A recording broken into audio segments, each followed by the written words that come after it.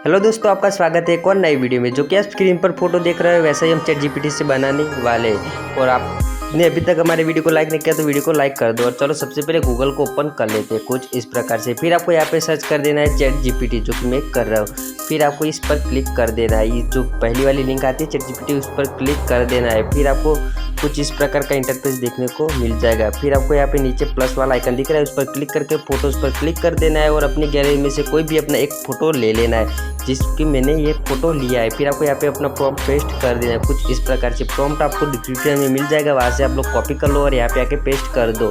फिर इस एरो पर क्लिक करके कुछ मिनट वेट करना है, आपका फ़ोटो बन के रेडी हो जाएगा। और अभी तक आपने वीडियो को लाइक नहीं किया तो वीडियो को लाइक कर दीजिए, चैनल को सब्सक्राइब करना मत भूलना।